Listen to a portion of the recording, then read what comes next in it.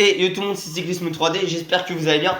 Moi ça va nickel, aujourd'hui on se retrouve pour une toute nouvelle vidéo sur la chaîne YouTube. Et comme vous l'avez vu au titre et à la miniature, aujourd'hui c'est la suite du tour en temps réel avec la Soudal Quick-Step, avec une étape 4 entre Amiens Métropole et Rouen, 175 km de vallon, avec les côtes de Bon Secours, de Grand Mare et la rampe Saint-Hilaire et son passage à 15% avant de plonger vers Rouen. Les 40 derniers kilomètres promettent une explication entre les meilleurs punchers du peloton. On tourne, il est lundi soir. Et ça fait quasiment une semaine que j'ai plus touché au tour en temps réel, limite depuis mercredi ou jeudi matin. Depuis mercredi soir, je crois.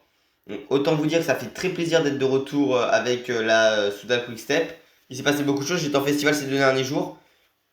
De toute façon, j'étais quasiment pas disponible depuis jeudi, hein. J'ai pu vous tourner quelques vidéos. Bon. Par contre, pic de forme pour Valentin, pareil, peintre, qui finalement, comme hier, le maillot blanc est sur les épaules d'un corps français. Van Wider, pic de forme également. Pic de forme pour Charman. Bonne forme pour Encourne. Forme classique pour Merlier, Van der Berge, Cataneo et Remco Evenepoel. En vrai de vrai, les gars, je pense que Valentin peut tenter de prendre des points aujourd'hui pour le classement de la montagne. Ça me tenterait limite de jouer avec Van Wider. Charman, c'est pas mal aussi. Hein. Vous savez quoi, on va tenter échapper avec Maximilian Charman. Je voulais prendre avec Encourne, mais en vrai, go le tester avec le Bienvenue à toutes Charman. et à tous. Direction la Normandie aujourd'hui. La route menant à Rouen sera parsemée de bosses, mais toute l'attention se portera sur les 3 dernières montées répertoriées au classement de la montagne. Les côtes de Bon Secours, de Grand Mare et la rampe Saint-Hilaire.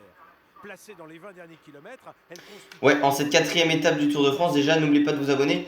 Avant que la vidéo commence plus en détail, de liker, partager, commenter, venir me rejoindre sur Insta et sur TikTok, c'est Cyclisme 3D. Bon, Philipsen qui a abandonné IRL, mais qui est en jaune ici, comme finalement IRL, on a un Alpecin en jaune, ça attaque avec Casper Deboy, Cyril Bard, donc Maximilian Sherman, Matteo Vercher, qui est tombé avec Benjamin Thomas sur la première étape, mais là il sort avec Damien Touzé. On a Casbol aussi qui a réagi avec nous.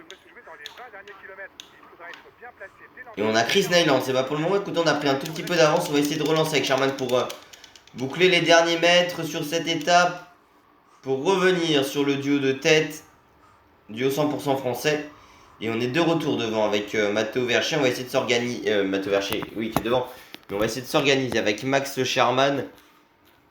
Étape assez intéressante honnêtement, un bon début de Tour de France, enfin un bon début après Zakaria, il y a eu des chutes assez importantes forcément, notamment avec Meus, avec l'abandon de Philipsen aussi, entre autres Penwet aussi qui est tombé, des grosses chutes indéniablement. Une deuxième étape assez intéressante même si j'ai vu que 150 km entre guillemets, hein, ça reste quand même pas mal et que bon, sur mon téléphone ça buguait, je suis passé à un moment de 10, enfin du pied de...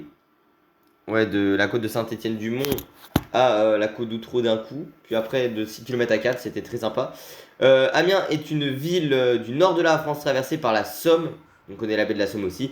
Elle est connue pour sa cathédrale gothique et son beffroi médiéval situé à proximité des boutiques et des cafés bordent les rues du quartier Saint-Léeux. Les canaux de la ville sont parsemés de jardins flottants, les ortillonnages. Le musée de Picardie expose des œuvres d'art et des antiquités sur une période de plusieurs siècles. La maison de Jules Verne, toute proche, est un musée où l'auteur de science-fiction vécut autrefois. Ah bah écoutez, on a été récupéré, j'avais même pas fait gaffe, on va relancer avec Maximilian Charman. Écoutez, on est en bonne forme, pourtant, autant tenter. Ouais, je voulais au minimum vous parler quand même d'Amiens, forcément. En soi, c'est le même groupe hein, qui repart à l'avant. Le peloton nous a pas laissé tant partir que ça juste avant. Allez, on va prendre un petit peu de bleu pour récupérer le peu de barouche qui nous permettra de revenir limite dans les roues, même si ça va être difficile. Amiens qui est un club de foot aussi, hein, avec le stade de la Licante qui était en Ligue 1 hein, sur une période de 3 saisons, de 2017 au Covid tout simplement. Hein.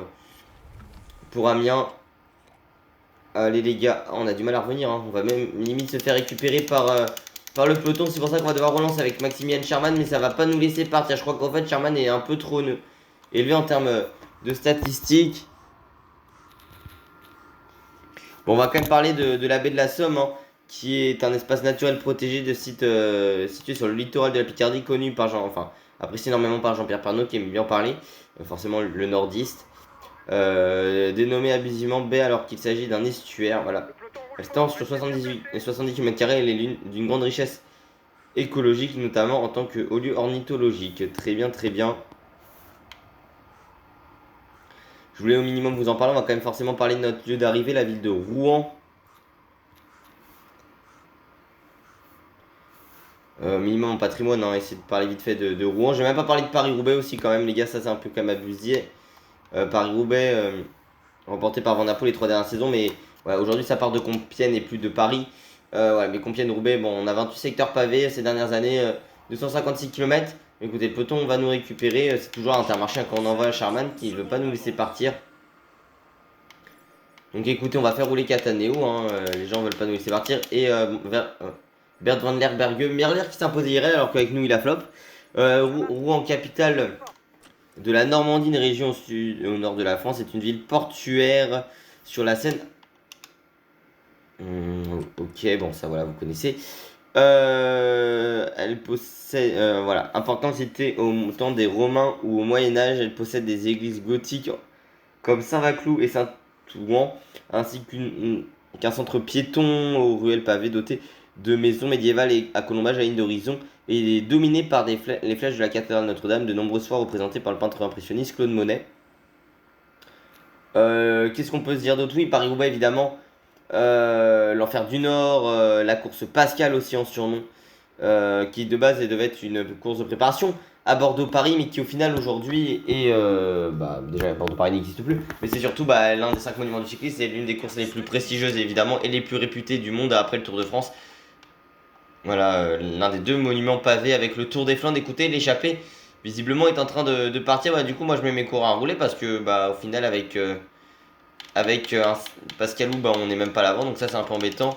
On va essayer de mettre à rouler Van der Berg. Je sais pas si on arrivera à récupérer mon Apolit et Van Steenmerstendijk qui sont à nos côtés. Je vous en ai même pas parlé parce que forcément j'avais tourné les vidéos avant, mais j'ai été diplômé. Voilà, je précise parce que j'ai quand même eu le bac la semaine dernière. Les résultats sont tombés. Voilà, mention bien, 14,5 de moyenne. J'ai quand même eu 13 en philo, 10 en SES. Bon, ça voilà, c'est un peu douteux. 19 à l'oral, mais surtout 20 en HGGSP. Donc autant vous dire que ça, je me suis mis très très bien. Bon, j'avais eu 13 à l'écrit et à l'oral de français l'an dernier. Mais franchement, je suis très content, honnêtement, de mes résultats. On a fêté ça, en festival, en tout cas, voilà, ça allait. C'était très cool. J'ai quand même suivi les étapes du tour, hein, plutôt pas mal. Ouais, par contre, ce qui est un peu embêtant, c'est que. Alors, on va nous embêter. On va pas comprendre pourquoi c'est vrai on roule, mais bon, écoutez, ça nous laisse pas partir en échappée. Du coup, on va essayer de contrer avec Pascalou. Est-ce que Pascalou peut partir? Pourquoi pas? Normalement, le peloton va laisser partir Pascalou. Le plus combatif de ce début de Tour de France, c'est quand même surtout maillot à poids. Est-ce que Pascalou arrivera à revenir sur les hommes de tête? Ça, c'est la question qu'on se demande. Même comme ça, franchement, ça roule derrière une course. Mais frère, les gars, il y a 5 mecs même pas à l'avant. C'est quoi ce délire? Après, c'est vrai qu'avec Pascalou, on a quelques points en classement en la montagne. Enfin, on en a 6. Hein. On n'est pas non plus le mec non plus qu'on a le plus de points du côté du classement de la montagne. Et bon, c'est un peu embêtant quoi qu'on. Enfin, le mec qui en a le plus, bien évidemment, on est leader, mais ce que je veux dire, c'est qu'on n'est pas si bien que ça en termes de classement de la montagne, donc c'est un peu embêtant. Le peloton qui nous laisse pas partir, c'est même la Visma Leasebike qui roule derrière nous. Alors celle-là, les gars, je l'avais pas vu venir, honnêtement. Hein. La Visma qui roule derrière nous, vous allez voir qu'on est récupéré, évidemment, ça va se relever. Et du coup, on va relancer avec Pascalou. Parce que moi, ça me plaît pas de louper l'échappée sur une étape comme celle-ci. Après, au pire, on ira contrôler. Hein, dans le final de l'étape, très clairement, on ira jouer notre carte. Par contre, avec Merlier, on est assez mal. Il est vrai, sur ce début de Tour de France, on s'est foiré. On fait seulement 15ème. Alors d'ailleurs, c'est vrai que je vais prendre énormément de vidéos d'avance. Au final, j'en ai pas pris tant que ça. J'en avais pris seulement les 3 premières étapes. Donc autant vous dire que là, je vais charbonner un peu. Ouais, j'ai quand même un peu charbonné. Les étapes. Écoutez, ça ne nous laisse pas partir. On va se retrouver ensemble pour le sprint intermédiaire de cette étape. Et on va passer directement sur Merlier. Hein, écoutez.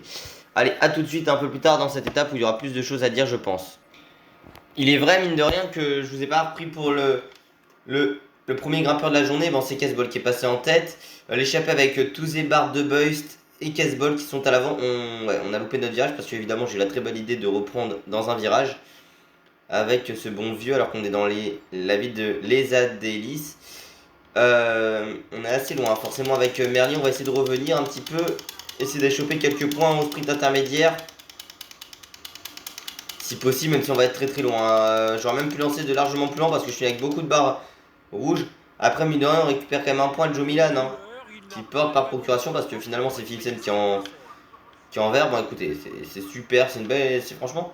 Jouer le sprint avec Merlia alors que c'est limite la première année, on a un vrai gros sprinter, enfin un vrai gros sprinter, qu'on a un énorme sprinter sur le tour. Alors, c'est sympa le bâtiment sur le côté.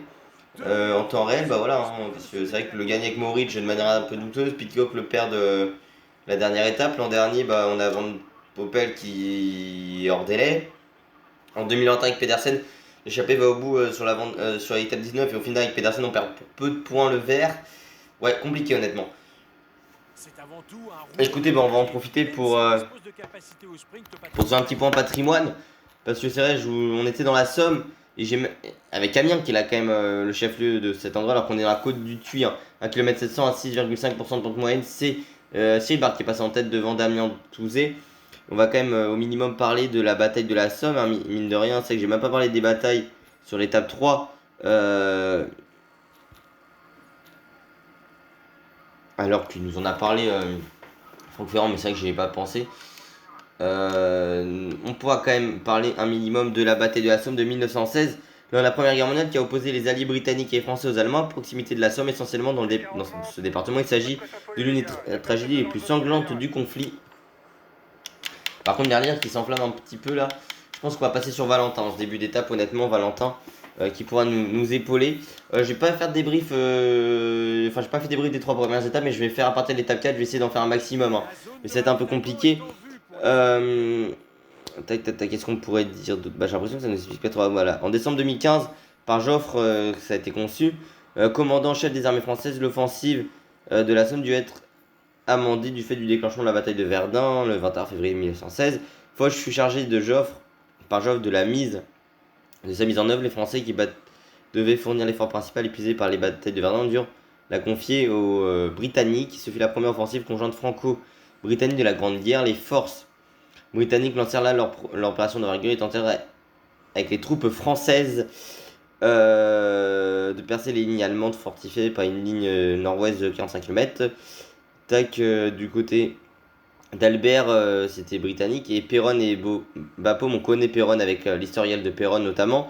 Il s'agit de l'une des batailles les plus meurtrières de l'histoire, hors victimes civiles, avec parmi les belligérants 1 61 117 victimes, dont environ 442 254 morts ou disparus.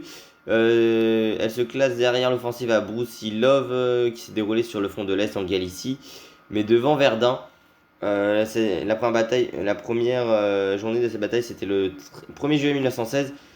Fut pour l'armée britannique une véritable catastrophe avec 58 000 soldats mis hors de combat, dont 19 240 morts. On estime à 611 172 254 le nombre de munitions tirées lors de cette bataille. Et il me semble que c'était vers ici où on avait à peu près un canon d'artillerie. C'était ici ou sur le chemin des dames où il y avait un canon d'artillerie tous les 5 mètres. C'était dans le cours d'AGSP sur Guerre épais, mais j'ai oublié très exactement. La bataille prit fin le 18 novembre 1916. Son bilan militaire fut peu convaincant. Les gains des territoires des Alliés furent très modestes, une douzaine de kilomètres vers l'est tout au plus, et le front ne fut pas percé. Les combats usèrent les adversaires sans vainqueur ni vaincu. Se singularise cependant par deux innovations sur le plan militaire, par l'utilisation pour la première fois sur le champ de bataille d'une arme nouvelle, le char d'assaut, donc tank pour qu'il ne... en anglais, pour évidemment brouiller les pistes entre guillemets. Et on avait également aussi l'utilisation du cinéma à des fins de propagande. Pour la première fois, un film, La bataille de la Somme, saisit une grande partie des horreurs de la guerre en incluant des images tournées lors des premiers jours de la bataille. Ces événements furent également couverts par des photographes et peintres comme François Flamingue, peintre officiel des armées françaises, dont de nombreux croquis et dessins de ces événements parurent dans la revue L'Illustration. La mémoire collective des Français n'a pas gardé un souvenir de la bataille aussi important que celle des Britanniques, des Canadiens, des Sud-Africains et surtout des Australiens et Néo-Zélandais qui considèrent comme un des événements fondateurs de leur jeune nation.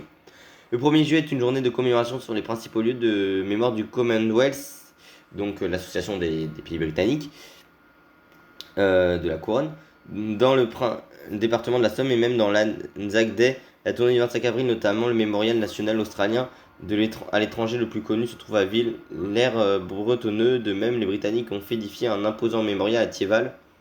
Et les Canadiens qu'on avait vu lors de la première étape du Tour de France, c'est évidemment un monument pour eux. Mais évidemment, on a eu aussi c'est intergouvernemental, hein, Commonwealth, 56 États membres qui sont presque tous anciens territoires de l'Empire britannique. Je peux juste terminer là-dessus. Par contre, c'est vrai qu'on est avec Valentin, on est très très bien placé là. Faut peut-être un petit peu qu'on se calme. Même si on est quand même dans la côte hein, de Jacques Anquetil, 2 km 600 à 4,8% de moyenne, en référence au quintuple vainqueur du Tour de France, premier homme à gagner 5 Tours de France. Le français évidemment qui était normand. Je voulais juste voir un truc sur le Commonwealth. Et en ce qui concerne aussi ouais, les États-Unis ne sont pas. Et alors ça a été remporté du coup cette bataille sans vainqueur ni vaincu. On peut juste citer aussi quand même aussi que dans le nord de la France, on a eu notamment les soldats indiens du Punjab qui étaient parce que notamment ça a été expliqué au moment du 14 juillet 2023 quand ils étaient venus défiler, qu'il y avait le premier ministre indien Modi qui était invité au 14 juillet. Bah, il y avait les soldats du Punjab qui avaient été allés rendre hommage à leurs prédécesseurs qui avaient combattu dans le nord de la France. Alors j'ai pas l'endroit exact. Et aussi on a eu les Chinois, enfin des soldats chinois qui étaient venus combattre lors de la Première Guerre mondiale dans le nord de la France. Écoutez, je me suis dit quand même, forcément, on va se faire au minimum. Alors c'est vrai qu'on arrive à Rouen, ville du VC Rouen, club cycliste, hein, où est passé notamment certains Alexis Goujard quand il était redescendu à l'échelon amateur en 2023, après la disparition de Bin Biotet, pardon, Arkea pas encore. Enfin, vu que Arkea Bin Biotet vont arrêter à la fin de la saison de leur sponsoring. Je voulais juste parler évidemment du Moyen-Âge normand.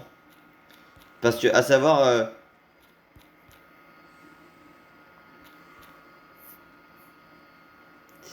le Moyen-Âge en Normandie, il y a beaucoup de fêtes médiévales. Quelles sont les villes médiévales en Normandie? On a Caen, notamment Bayeux avec sa tapisserie Caen. Voilà, la Normandie au Moyen-Âge, ça s'appelait Rollon. Parce qu'il y a. Donc, dès 486, la Gaule entre surtout dans la christianisation avancée du Bas-Empire, se poursuit en profondeur de la région. Juste, je vais quand même citer au minimum sur la Normandie, notamment, c'est quand même 7% de son PIB qui provient du tourisme, un peu comme la France, 7-6%. Mais par contre, ce qu'il faut savoir, c'est que surtout maintenant, il y a une sorte de Disneylandisation et perte d'identité qui a lieu en Normandie, un peu partout via le tourisme, mais avec une mise en parc d'attractions, notamment de certains endroits du débarquement. On va reprendre la route Vingegaard. Je crois que c'était 6 ou 7%, j'ai pas revu. 6% du PIB normand contre 7,4% au pourcentage national. Et c'est 3,4% de la consommation touristique nationale, une part inférieure à son poids économique. C'est en 10e position seulement. C'est assez peu d'ailleurs. Je pensais que ça allait être beaucoup plus. Par contre, avec Valentin, on est en train de prendre cher en termes d'énergie ici. Bah, limite, les gars, vu qu'on a pas mal simulé sur cette étape, on va se la faire en intégralité en fait. Enfin, en tout cas, on va se faire. On l'entend, on va se faire ce final ensemble plutôt. Voilà. Donc, ça va être simple entre guillemets. On va quand même se faire au minimum ces 37 derniers kilomètres, même un peu plus. Donc, on était avec Valentin Paipinte. On va donner le bleu à Cataneo, à Van Lerbergue, à Merlier et à Pascalou. Hein. Pascal Encourt, il y a seulement Affini, Van Stiermar, Stendijk et Jonas Ricard qui sont distancés. Après, on va quand même demander un minimum à Van Lerbergue de ne pas s'accrocher parce qu'il a quand même pas mal dépensé d'énergie. On va demander éventuellement à Pascalou de rouler à 110. L'échappée qui a encore 2 minutes 30 d'avance quand même. Hein. Ils sont assez bien partis l'échappée honnêtement. C'est vrai que j'ai dépensé pas mal d'énergie avec Valentin. Bon, on va passer sur Emco, je voulais surtout être sur Valentin si on pouvait choper des points du classement de la montagne parce qu'il reste encore 4 difficultés à aller chercher, notamment il reste mine de rien 6 points à prendre. Et voilà, si on peut avoir des points offerts avec Valentin, on va pas s'en priver. L'Intermarché qui roule beaucoup, c'est vrai qu'ils ont bien Mirmeil. Mais ouais, étonnant. Wanderbergue est distancé, hein, mais voilà, on lui a dit de se relever. Pascalou, Merlier, voilà, on va demander à Charman de prendre son bleu également. Moi avec Remco pour le moment on est plutôt bien, on va pas se mentir, voilà. Au minimum Van der Berge surtout il va se préserver pour les prochaines étapes parce qu'on aura besoin de lui notamment pour Mur de Bretagne mais Virée Normandie aussi, hein. Virée Normandie étape 6 et Mur de Bretagne étape 7 où je serai sur la route. Mais sur ça aussi qu'il faut que je prenne un peu d'avance au-delà du fait que je serai pas là pendant pas mal de temps. Écoutez, Enkoun va rouler, il va essayer de faire un petit tempo au moins jusqu'à la prochaine ascension. Déjà, on verra s'il est capable de récupérer un minimum de temps pour pourquoi pas être en course, pas chercher des points, même si ça me semble plus que compliqué, hein, parce que bon, récupérer 2 minutes en 5 km, ça va être assez compliqué. Mais au minimum, on utilisera Pascal Encourne pour rouler sur cette portion-là. C'est vrai qu'il a quand même un peu de barre de fatigue, même si bon, le contre-la-montre va faire qu'il va récupérer pas mal d'énergie. Par contre, alors qu'on va avoir le petit freeze hein, qui va arriver parce qu'on a 5 km du classement de la montagne, même si là ça freeze pas par rapport aux autres TDF, et ça fait plaisir. Écoute, c'est Pascalou qui va se mettre à rouler un minimum. Là, on va lui demander d'imprimer encore un gros tempo, prendre son gel bleu si possible, même s'il va être un peu distancé en faisant ça. Mais allez, on attend la prochaine ascension hein, pour lui dire de se relever. Qui visiblement n'a pas envie de prendre son gel. Par contre, je pense que je vais pas prendre Remco pour le chrono. Je vais peut-être prendre un no-leader qui se débrouille en chrono. Surtout qu'avec Remco, sauf si je suis en pic de forme, bah, ça va être assez compliqué parce que je l'ai fait une fois en mauvaise forme où j'ai totalement explosé. Et je suis hyper loin et un où je dois faire genre 5ème ou 4ème avec Remco.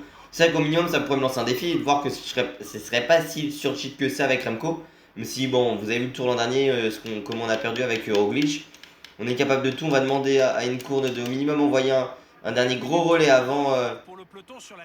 Encourne je vais quand même demander de rouler à 110, il roule pas 110. Allez Pascal. Il a visiblement pas envie de passer ses relais à 110. Allez. Au minimum, pour être au pied de la prochaine ascension, bah, il y a une courne, les gars, il a pas envie de passer ses relais, étonnant. Peut-être parce qu'il vient de prendre son gel. Du coup, les gars, go se relever en ce qui le concerne. Et on va passer sur Cataneo qui va devoir nous protéger.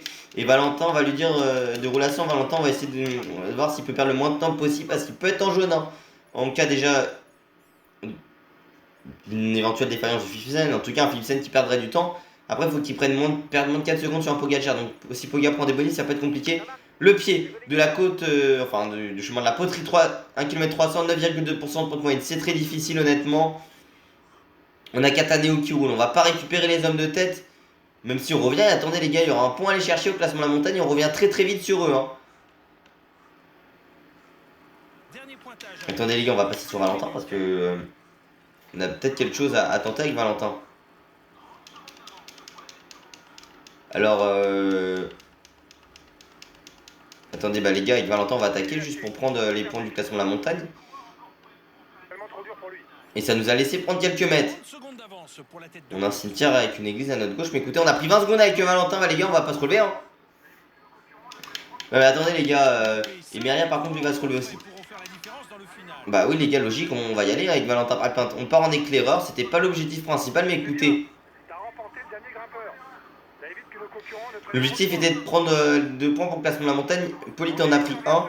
Ce qui est à notre avantage, hein, les points du classement de la montagne. Juste parce qu'avec Valentin, vu qu'on veut jouer ce classement, on essaie de prendre quelques points d'entrée, ce qui peuvent être assez intéressants quand on sait que Pogacar, Vingegaard notamment, ou Remco, même si Remco est dans notre équipe, vont prendre pas mal de points avec les arrivées au sommet. On essaie d'y aller. Et on a 32 secondes d'avance hein, pour le moment avec Valentin. On va prendre notre gel bleu. Ce qui va nous faire perdre un petit peu de temps forcément, même si l'écart se stabilise pour le moment. Il y a quelques virages qui sont à notre avantage, 5 km avant le sommet de la prochaine ascension. Le freeze qui nous a coupé dans...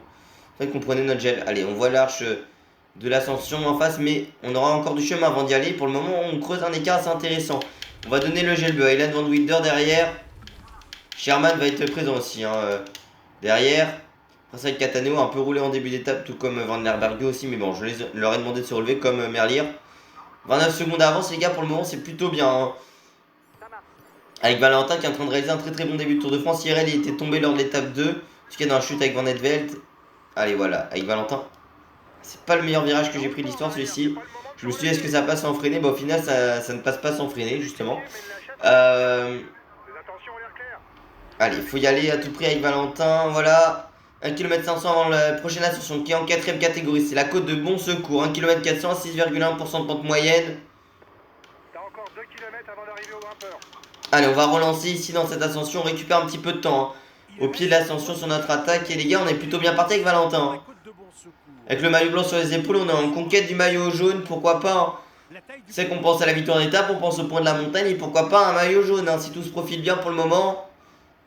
Au final, ça aurait été intéressant de gagner avec Remco aujourd'hui pour la bonne forme, pour le contre-la-montre. Mais les gars, si Valentin paraît pas, on peut aller chercher un maillot jaune, on va pas s'en priver. Hein.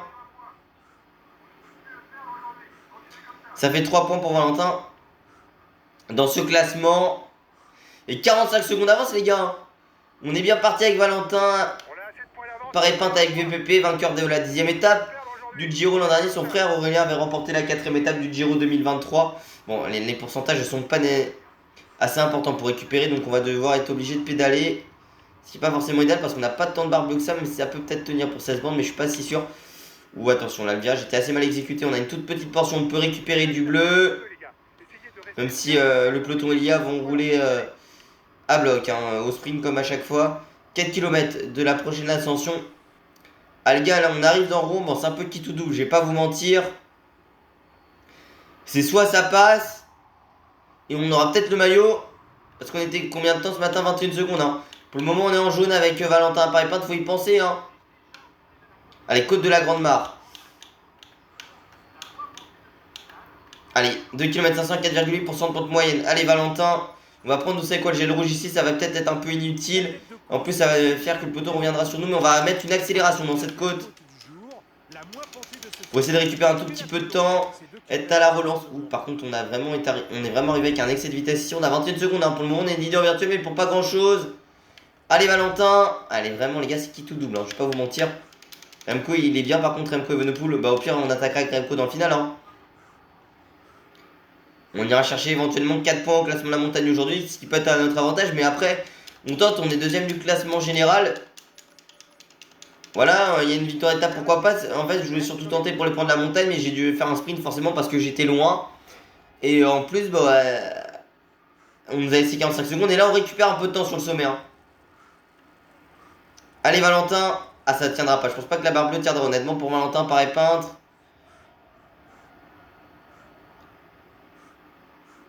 Et par contre on va passer sur Remco Evenepoel éventuellement après. Après c'est vrai que c'est un final tortueux, il y a pas mal de virages. Il y aura la côte, hein. Enfin dernière difficulté qui sera assez importante, vous savez qu'on va passer sur Remco Evenepoel, ça va être peut-être un peu plus judicieux de passer sur Remco.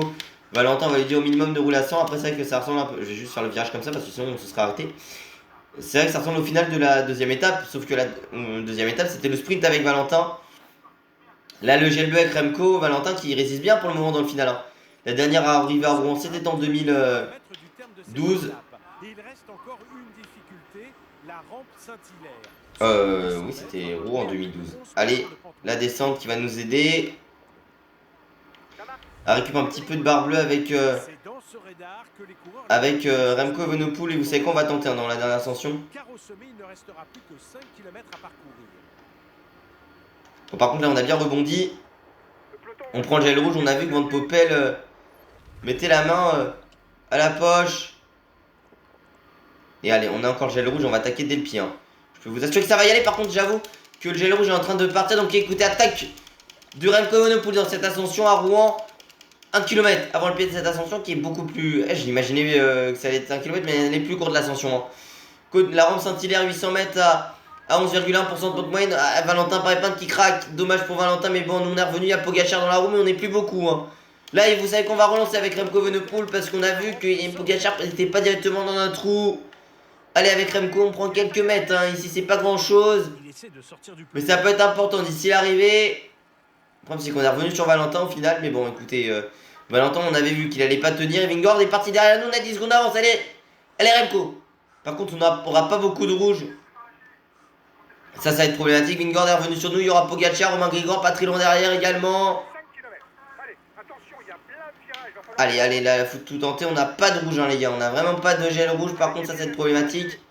J'imaginais que la rampe Saint-Hilaire allait être plus longue. Allez Vingegaard qui collabore avec nous, il fait l'effort hein, limite à notre place. Hein. Pogacar va revenir quasiment sur nous mais il va devoir faire un gros effort Tadej pour venir.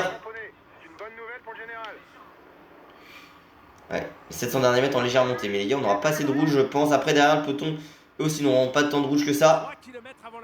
Et Pogacar est revenu.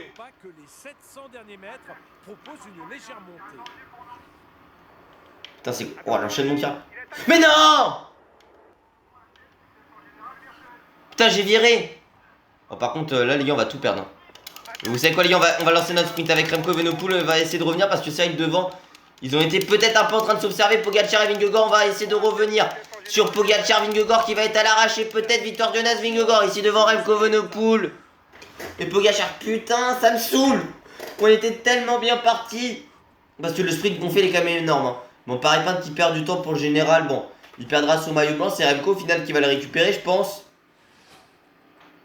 On fait de l'étape, on prend des bonifs, on prend un classement peut-être avec Remco. Donc au final, tout n'est pas si perdu que ça avant le contre-la-montre. Mais je voulais tellement gagner cette étape, ça nous aurait donné un énorme état de forme. Mais vas-y, le virage qui nous arrête totalement avec Remco, c'est embêtant. Et pourtant, on est revenu très très fort dans le final. Si on peut revoir juste ce virage, parce que je vire, j'essaie de prendre la roue.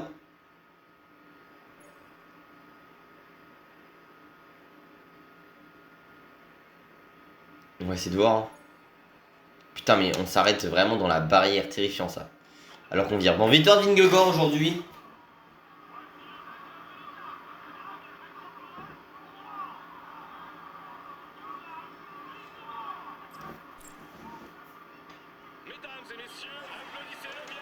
Le maillot jaune pour Pogacar, premier jour en jaune pour Tadej sur le Tour de France, seul contre la montre.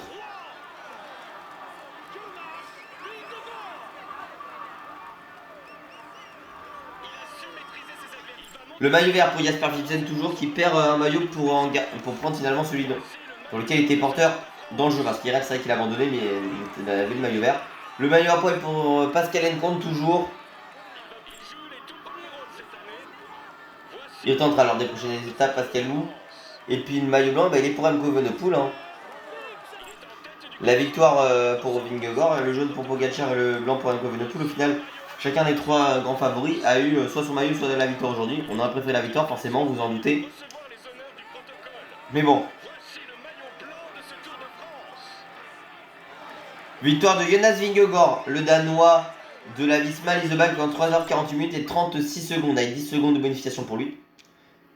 Du côté du classement général, c'est Tadej Pogacar, le Slovène de l'Oyo Team en 10h6 minutes et 4 secondes. Dans le même temps que Vingegaard avec 4 secondes d'avance sur Remco. Hein.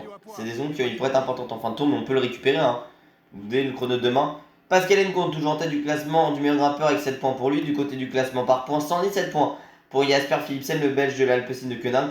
Du côté du classement des jeunes, c'est Remco Evenepoel, le Belge de la Soudal Quick-Step avec en 16h, 7 minutes et 3 secondes. Du côté du classement par équipe, c'est l'équipe Emirati Live Emirates en 48h, 21 minutes et 51 secondes. Et puis Pascal Encontre, le néerlandais de la Soudal Quick-Step avec 295 km, toujours en tête du classement de la combativité. Et bien en tout cas, j'espère quand même que cette vidéo vous aura plu. Si c'est le cas, n'oubliez pas de vous abonner, d'activer la cloche de notification, liker, partager, commenter. Et de venir me rejoindre sur Insta et sur TikTok, c'est Cyclisme 3D. On reprend le tour en temps réel aujourd'hui.